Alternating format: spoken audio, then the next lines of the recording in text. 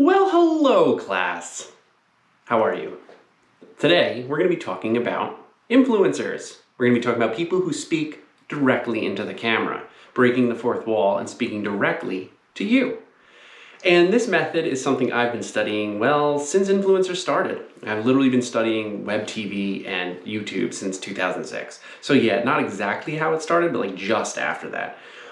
I was a little bit of a late bloomer as far as internet studies go. I know I started an entire college program on internet studies, but I actually thought the internet was a phase. From 1995-ish to about 2005-ish, I really thought it was going to go away, and then it didn't. And one of my friends actually started a web series, which got picked up, which we'll talk about in other things, and that caused me to be studying this. When Tyler Oakley appeared on the scene in 2006, I actually saw one of the very earliest videos.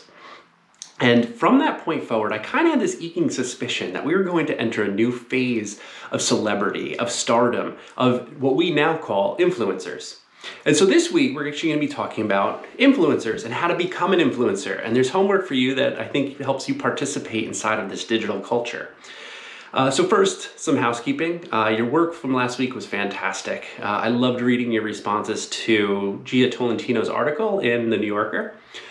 I do believe that TikTok is the new culture factory, and not only that, but I really do think that it is a meme factory that really understands how influence is going to be more mimetic into the future. So I appreciate your takes on those, and I also appreciate the many TikToks you shared. As far as your memes are concerned, it's very clear to me that you understand memes. Like that was what was clear. I think every single person in this class submitted a meme that I was like, well, they're using the internet correctly. So I was like, okay, that's pretty good. I'll share some of the memes inside of the Substack because I think some of you should see some of the memes that your classmates shared, and I think some of them were a little too close to home and too relatable, but I think that's what memes are supposed to be. So I appreciate you actually doing them and submitting them. So thank you so much for that. But this week we're going to be talking about video influencers, people who use this technology, whether it be phones, I use a GoPro, whatever technology you use, but what it means is to be talking to everybody and nobody all at once. So the idea of an influencer is fairly new in the 20-teens. That's where the term came from. In Sarah Fryer's book, No Filter, which if you get a chance, you should read it. It's the history of Instagram. And it's the history of Instagram from its inception through the ownership of Facebook. And Sarah Fryer's work is fantastic because the book is really about a side story about all of what we know about the internet and how we actually came to understand it. The term influencer is really downstream of Instagram. They kind of came up with that term and they created an industry around it. Influencers were commodified versions of humans. What that means is that at a certain point in the 20-teens, we knew that the gig economy became like a secondary marketplace. And the secondary marketplace meant that you can profit from a brand, a personal brand. And the personal brand is converting yourself, your own personal being, into something that could be influential or marketable to some other place. So that's an influencer. What an influencer really comes down to is somebody who influences, is somebody who looks towards your opinions as their purchasing decisions. So you become a trustworthy figure on other people's consuming processes. So when somebody is trying to make a choice on purchasing something, they look to you rather than they look to a brand. So you yourself become part of that. So there's just a few things I'm going to focus on, and you're going to read my article that I wrote years ago for Medium, because I actually presented on this in Salzburg at the Salzburg Academy on Media and Global Change in the summer of 2017.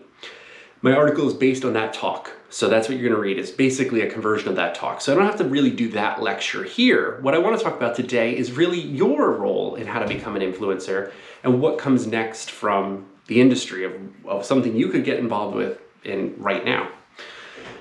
So there's a few different influencers that I think are more familiar to you than they are to me. My study goes the same way as Douglas Rushkoff's. That's why we started this semester with Generation Like, because that's really Douglas Rushkoff's really deep dive into what Tyler Oakley does, how he operates.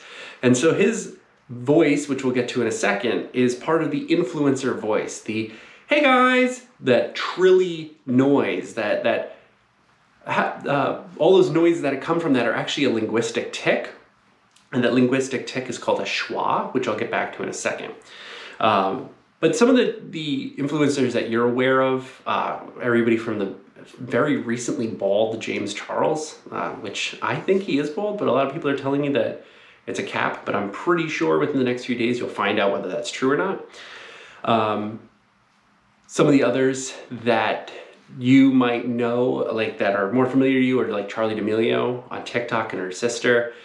These are influencers of a newer influencers, where mine, the ones I studied, are Tyler Oakley, Shane Dawson, and Jenna Marbles more than anybody else. And I will share with you the article I wrote for Forbes about Jenna Marbles, which is my most read piece. Oh, and before I'll include this in the Substack, but I don't write the headlines, okay? So it just happens to be something. Now, I miss Jenna Marbles completely. I think she's one of the best influencers that was out there. I think she was one of the best YouTubers that was out there. I do like Tyler Oakley as well. I know he's on hiatus too. The whole range of this isn't really my field. I don't get a lot of my information from influencers. However, I do study their actions and how they are influencers. What do they do to be them? Some people build their technique off of other influencers. I try to incorporate some Vsauce into my work. I try to incorporate some of the bouncy natures from comedians. So it's like, I think people take the influencers and model that against their own performance acts. And I think that's one of the most important things to understand about influencers, is that influencers take their own personality and they create a character that they perform for in the camera. What's changed, I think, over the past few years is that influencers are now brought into that spectrum where a lot of people are using the technique of influencers to amplify the work that they already do on their own side. Recently, I had the opportunity to talk to Raven the Science Maven. She's a PhD candidate, and she has used TikTok to talk about RNA and DNA. And I think that's an amazing technique for her to use that tool to tell educational material. The hashtag #LearnOnTikTok is basically converting people, scientists, authors, researchers, into influencers because they have to use the tool to express themselves. So first we'll go into that, the expression. What does it mean? So one of the things about expressing yourself as an influencer is understanding that this is a performance. But you should know that Irving Goffman wrote this back in the 1950s in a book called The Presentation of Self in Everyday Life. And if you get a chance to read it, you should read chapter 6. Chapter 6 explains that nobody really gets to see the real you. They get to see the performance version of you. Because we're doing this remotely, you're only seeing the performance version of me. You don't get to see the other versions because we don't have the time, we don't have the ability in physical space to kind of see the other ways in which I may communicate with you. Sometimes more sincerely, sometimes more angrily if you're not doing something, sometimes more awkwardly if I say the wrong name to somebody. In the case of this, I'm always performing something for this very small black box because I'm talking to all of you at once through this thing, so I have to carry my ideas past you. As I've already explained, and today I'm wearing contacts, I use a cue card just past the camera to kind of give me a sense of where I'm going, but it still requires me to be talking directly to this small box, and that performance is something that provides you with a knowledge that you have to be somewhat secure because of the vulnerabilities of being on screen. It's fairly scary, and your homework is going to be somewhat scary, so you're going to have to participate in this. I'll get to that in a few. But influencers have to use more techniques than just performing in space. Back to the performance part, my friend Chris Hall, he was the boom operator in the Transformers films. He once said to me something pretty interesting. He said, sometimes we never actually get to see somebody for real unless you see them in that awkward moment. So in brief, awkward moments, that's actually the person without the performance. But other than that, there's always a performance going on. But when you master the idea of how to tell stories from your brand, your person, to the camera and then to the delivery method, in the case of this video on YouTube, but in some cases on TikTok or Instagram, you have to know the distribution outlet in order to tell the story properly because the tool itself is also extended into the distribution space. So how do influencers work? What do they do? You're going to read tonight the introduction in the chapter 1 of a book called Influencers, which I don't really have to go over in this lecture because the chapter does it. It breaks down what they are. And there's basically the influencers that are constant storytellers. There's other ones that are like entrepreneur types. There's ones that are like LinkedIn hustlers that are always on Clubhouse. There is a very much a different type of influencer for every single platform that might exist. And for that method, you have to really understand that you have to pick what the goals are to be an influencer, where you have to fit in terms of what you'd like to influence and what product it is. Because beneath it all, an influencer is a brand. So whenever you see an ad or a sponsored content from an influencer, you have to remember it's not just them promoting the content, the brand, but also themselves. It's a triple layer meta video because you have to supply yourself as the reason you are the influencer. So it goes beyond the idea of the typical usage of it. So back to the voice. There is a voice. There's a performance voice that comes with talking online. You've probably heard it. This is why some videos go viral on TikTok and some don't. It happens to do with how they sound. And each of them usually have something very specific that connects them all. And so if you hear a video, listen for the noise of the schwa. And the schwa is that noise that sounds like this.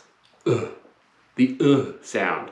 And that sound is actually what's embedded in a lot of influencer talk. So you could hear it in, hey guys, hey guys, that noise in there. You could hear it in those videos that are on TikTok that are like constantly in your head, that you hear somebody talking in the background. You could hear some very dull noise, that dullness noise. That dull, that is an influencer speech piece that's part of linguistics. As it turns out, just like apophenia, the ability to recognize pattern recognition and see memes and everything, pareidolia, the ability to see faces and things, we also have a linguistic part with the schwa. It's a way of getting people to look at you in crowds or in different spaces. So if you use these linguistic techniques, you could get people to watch you. Remember, many people don't watch the screen when they listen to influencers, they're listening to the voice because ears don't blink. Always remember that.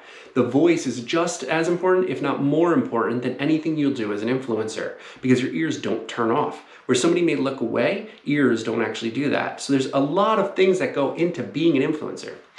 The overall advice, though, is don't think about it too much because the more you think about it, the harder it is to do. You have to really come from that gut instinct space and know exactly how you're going to be doing it.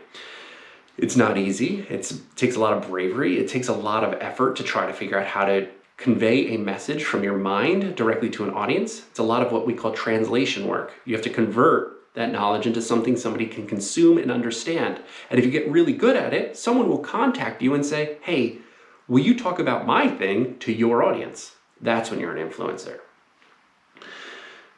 And I know I'm looking at my notebook here, even though I have the cue card beyond it, but now I've realized I've put too many blocks between the two. So too late and I'm not cutting this out.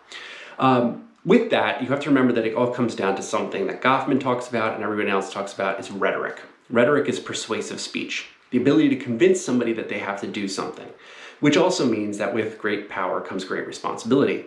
Once you learn this technique and you're able to influence, it means that you'll become virally stardom. You might enter a hype house. People might bring you in as into their clubhouse. Somebody might actually tell you that you're part of their group. You're part of an influencer networking area. And once that's the case, you're then exposed. You become more vulnerable to a public.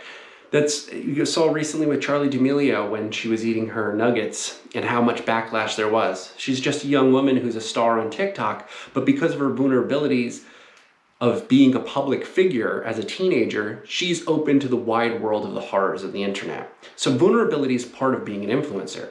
Self-efficacy. So self-efficacy is what Jenna Marbles was mastered at. She had the ability to make fun of herself. And when you could do that, you make the person on the other side of the screen feel better. You'll notice many of your influencers do that. They go out of their way to make themselves feel a little bit down, a little bit under, because this way you feel empowered. So they'll tell you their weaknesses so you feel stronger as a result. These are all technique. These are all tools. But the toolbox itself can be misused. The thing you'll read tonight, YouTube, the commodity authentic, which is going to be your assignment. So you'll have an assignment and a discussion board, just like every week. The assignment is going to have your reaction to that article. And I want you to read it. It's a bit long, but it is an analysis of how you can use or misuse the technique of influence. And I use case studies of Tyler Oakley, of course, Casey Neistat, which I believe made one of the most significant additions to understanding YouTube in the history of YouTube.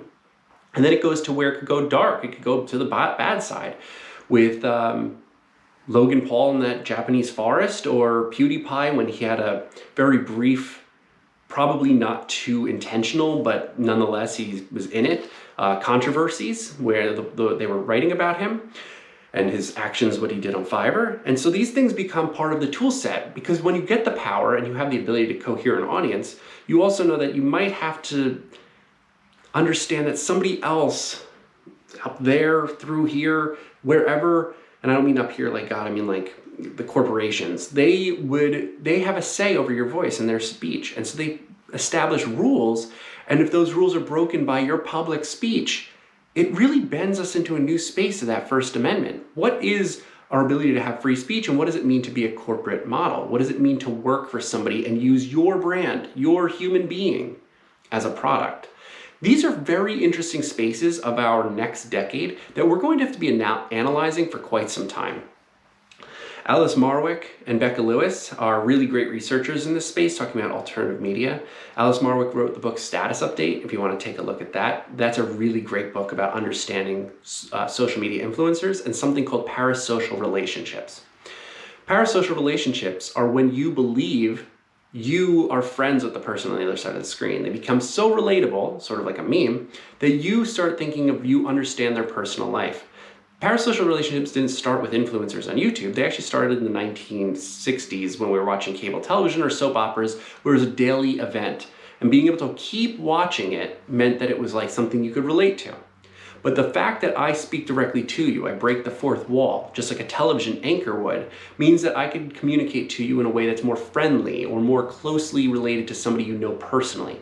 And you could develop a parasocial relationship in which you feel friendship with somebody on the other side of the screen. That is how in the movie Generation Like, you see Tyler Oakley getting cheered for at a One Direction concert, which is amazing to think about because he's literally at a One Direction concert and they're cheering for Tyler Oakley. So it's kind of nuts that that becomes that type of power that comes from being an influencer. So lastly, it comes down to yourself, your self-brand, your person, your ability to produce content from your person. So for homework, you're not going to be producing any SpawnCon. You're not going to be producing anything that's sponsored content. You're not going to be producing anything that's advertising related. What you're going to be doing is you're going to be making a short video. And I mean short because we have to watch these. And if you make them long, that means we have to consume really long videos. So I'm actually going to put some rules on this. Your video should be somewhere between 1 minute and 2 minutes. That means that gives you the ability to use TikTok as a platform here. It allows you to use YouTube as a platform here. Instagram is a bit tough in this case, only because it's hard to make that portable. So I'm gonna have to probably limit this to YouTube, Vimeo, and TikTok. Those platforms are really the best for what this assignment is. The goal here is for you to talk about something you love. That's it. Something that you really love, that's your hobby, that's your pastime, that's something like a collection that you do, something you're passionate about, something that you enjoy. And the reason I'm making it that is because that's probably the easiest thing for you to talk about. When you talk about something you love, it brings the passion up and delivers that across the screen. Now I know this is remote, so the original assignment that was in person was that you could team up with a classmate and do this and do like a collab, and you could both submit the same one. So if you do happen to know a classmate that's in this class and you want to collab, that's fine, let me know.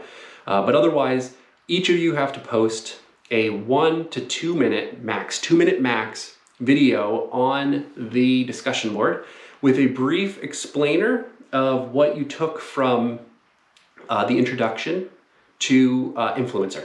That's the reading you're going to do for tonight. You're going to do introduction and chapter 1. Skim chapter 1. Okay, just you don't have to read it, but skim it. Definitely read the introduction though. I'm going to talk about why you should skim chapter 1 next week because we're doing influencers for 2 straight weeks. But for this week, the introduction to influencer. And for other homework, you have to read my article, YouTube, Populism and the Commodity of the Authentic, which is my presentation from Salzburg. And you're going to do an assignment on that. That's a brief response, very brief response. And I actually am going to put an example in the Blackboard for you to kind of like break apart so you can understand what the response I'm looking for. But I'm really looking forward to your videos. I know this is very brave to do this. Like, it's not easy to talk to cameras, whether it be a cell phone, whether it be a GoPro, whether it be whatever. It actually means you have to put your vulnerable self out there. If you're using YouTube, you do not have to make it public. You could use the unlisted feature. This way no one can see it. It doesn't get indexed. It only can be shared via the URL, only the link. So you can submit the link to our discussion board. Please, this is a no judgment space, okay? This is, nobody share this video. Anybody who posts a link, do not share these links. These are for our class only. It's for our discussion board only. What I do hope you do is that you do some constructive, positive work or positive criticism. No negative criticisms on any of our videos. This is really tough to do. And sometimes it's not up to us to decide or judge on who makes something good or bad. What we're here to do is support each other to know that this isn't easy and we want to participate in the digital space. If you are unable to have your face on these videos due to being a public worker, or you work in a space where you don't want that, you may do a voice-only version of this, or some sort of version of this where you might use some mechanical voice. I hope that's the minority or the few of you that aren't using your face, because it's really about influence. But there's other ways of doing influencer videos. There's cartooning, there's slideshows, there's graphics. You can make any creative way you want, as long as it doesn't go over 2 minutes. Okay, you can just keep it short because we have to watch these all. So I'm really looking forward to that. If you have any questions, obviously you can email me and I'll gladly answer them. But I'm really looking forward to these videos. And this is just part one of 2 parts of the influencers that we're going to be talking about. We're going to continue this into next week, because this week is just about you dabbling into the influencer world. And next week we're going to go into how to make yourself into a actual influencer, and how do you distribute something? Like, how do you get out there into the world and get people to see your work, so that somebody calls you someday and says, hey, we're gonna pay you a lot of money so you could talk about this in front of all your friends. And you could say, no, I want more money. I don't know, maybe you'll say yes. I have no idea. I'm not an influencer. I literally do all this for adjunct money and professing money. So either way, looking forward to it. Really glad to see your guys' responses, and really happy to see all the work you've been doing. And I'll see you soon.